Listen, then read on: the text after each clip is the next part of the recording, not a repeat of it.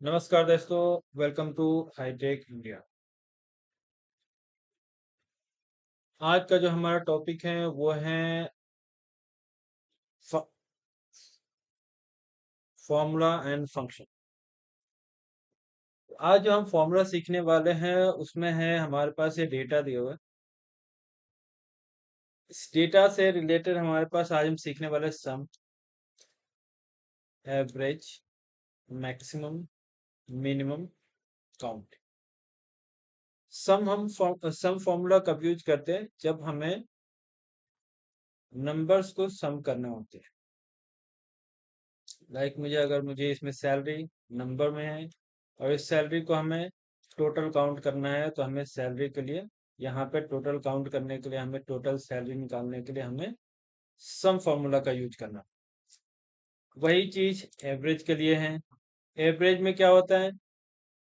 जितने भी नंबर है उसका हम एवरेज निकाल सकते हैं। इसमें सैलरी में अगर हम देखें तो कोई पूछता है कि इसमें टोटल एवरेज सैलरी कितनी होगी। एवरेज सैलरी निकालने के लिए भी वो हमारे नंबर चाहिए, तो नंबर्स पे ही एवरेज लगेगा, तो उसके लिए भी सैलरी में जाएंगे और देन इसका हमें एवरेज निकालो। Done? फिर इसमें मैक्सिमम सैलरी क्या है? अगर हम यहाँ पे देखें मैक्सिमम सैलरी किसी की कितनी है, हमारे पास तो ये छोटा डेटा है, बहुत ह्यूज अमाउंट ऑफ डेटा होगा जिसमें बहुत सारे एम्प्लॉय होंगे, उसमें से एक में निकालना होगा कि किसकी मैक्सिमम सैलरी है। तो उसके लिए हमें क्या यूज करना होगा? उसके लिए हम यूज करते हैं मैक्स। मिनिमम सैलरी निकालनी है कि सबसे कम सैलरी किसकी है, तो उसके लिए हमें मिनिमम MIN जो मिनिमम फॉर्मूला है उसको यूज कर। अब टोटल नंबर ऑफ एम्प्लॉय कितने हैं, तो उसके लिए हमें काउंट ए यूज।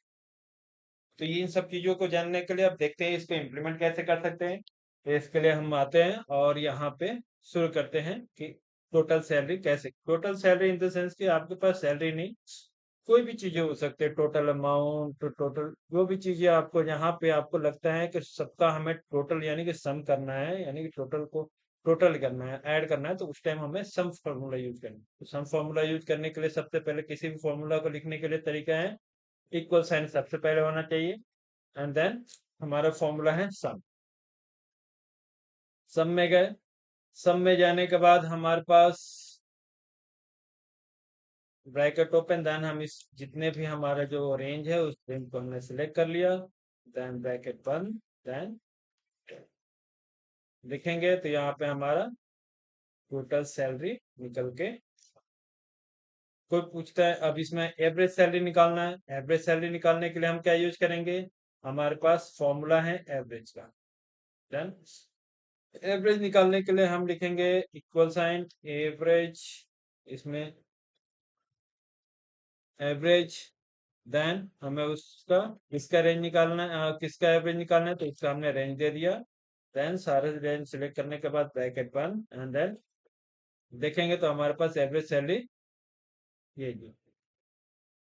अब इसमें मैक्सिमम सैलरी कितनी है? मैक्सिमम निकालने के लिए हमारे पास फॉर्मूला है मैक्स। मैक्स निकालने के लिए फिर उसके बाद जो हमारा रेंज है उस रेंज को सिलेक्ट करा, देन ब्रैकेट बंद, देन अब देखेंगे कि इसमें हमारा मैक्सिमम 43364 यानी कि ये बात।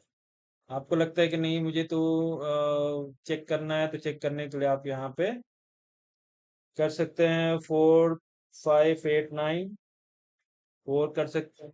देखिए यहाँ पे देखेंगे तो 45893 जो अभी हमने लिखा है। डन।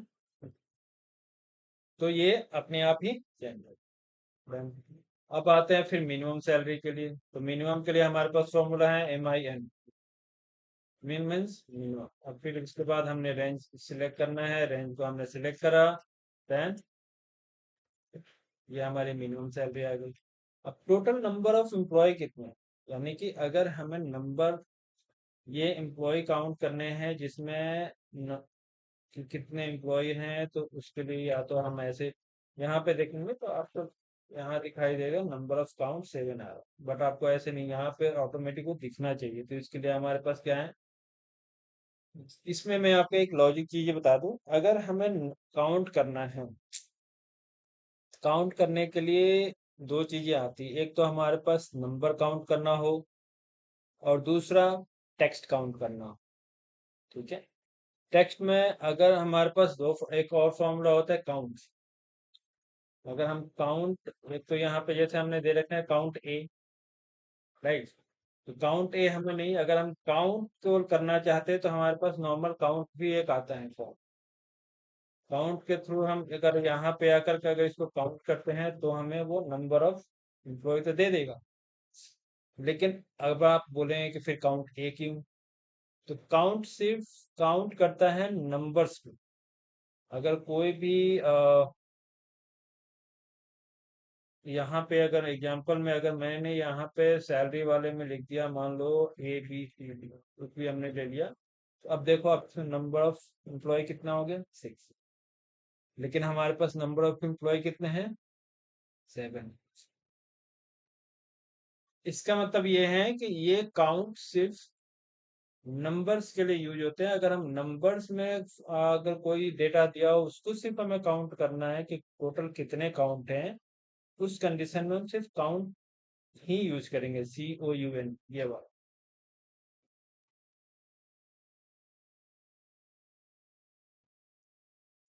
देन 3 4 2, इस तरह सिर्फ हम काउंट ही यूज करते हैं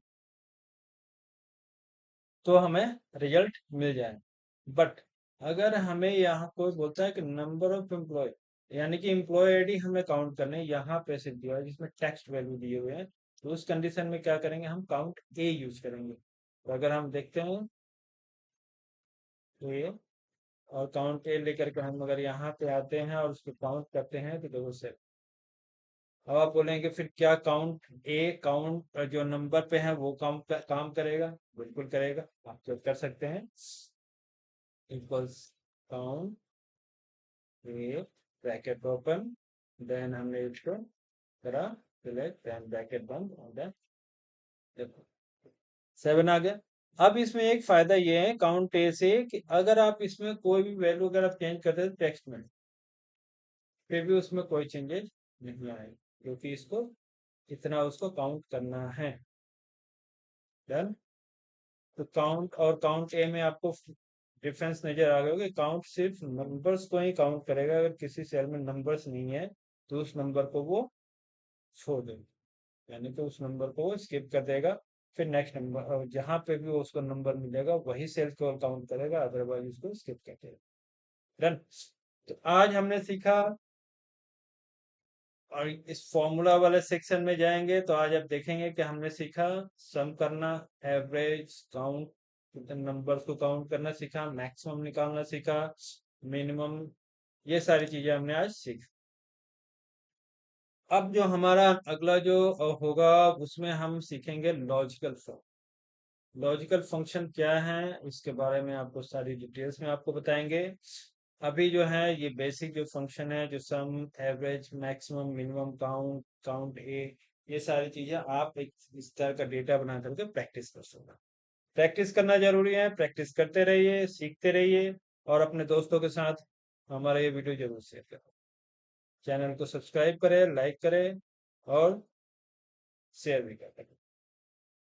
इतना ही रहने देते हैं, मिलते हैं फिर नए नए ट्यूटोरियल्स के साथ नए वीडियो में। तब तक के लिए धन्यवाद।